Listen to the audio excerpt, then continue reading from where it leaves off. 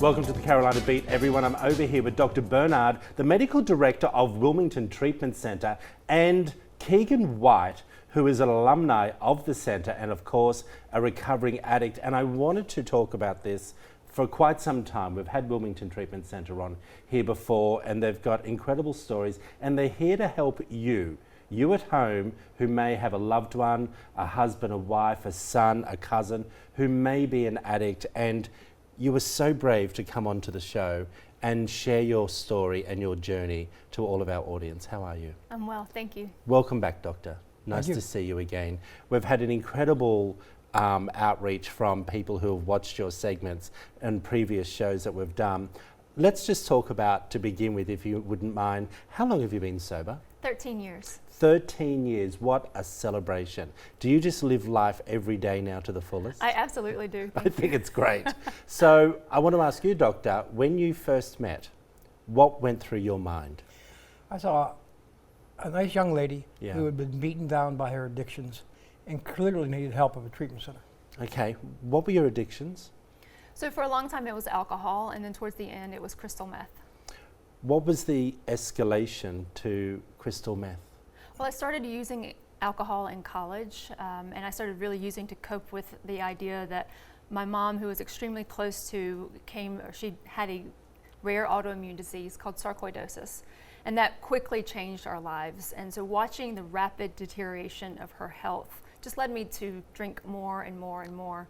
Once she died, I eventually met a guy who introduced me to crystal meth, and then that very quickly shifted from alcohol right into crystal meth. Is this something you see a lot, where we go from one substance abuse because of a traumatic situation in their personal life and then it escalates?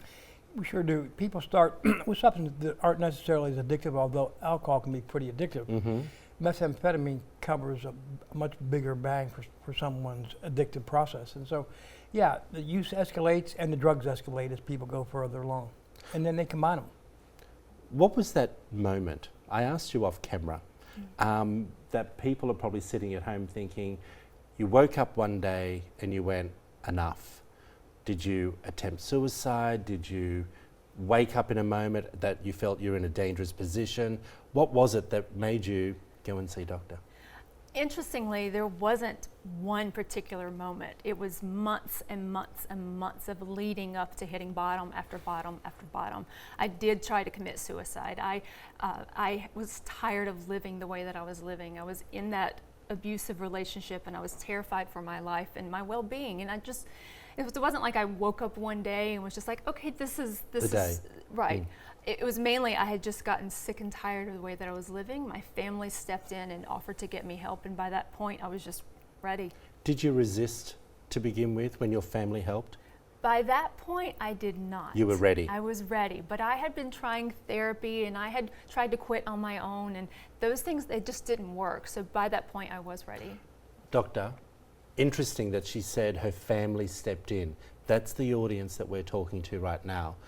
What did you do to start with for her treatment? Explain that to people at home. Well, when we bring somebody in like Keegan, we look at them very carefully. We do a history and physical examination. We get blood work, and we make sure her overall health is good. And with methamphetamine, there's not really much of a withdrawal process. So after a couple of days, they're up and about and feeling pretty good. Yes. But we keep them away from their drug during that period of time. And that's when the counselors get involved and look at her history and maybe the trauma in her history, the psychosocial stressors in her history, whether she's depressed, has anxiety, various mental health issues. And we look at the whole picture. Plus, you take it even further. You look at financial problems, legal problems, educational problems, occupational problems. It is I always like to say, it's a family disease that causes family dis-ease. Dr. Bernard, we're running out of time again. Oh. I want to talk more. Will you come back? Absolutely. And share your journey? Absolutely. Because I think it's amazing. Thank you. Thank you for being open and honest enough to come and share that with us again. We love you coming in.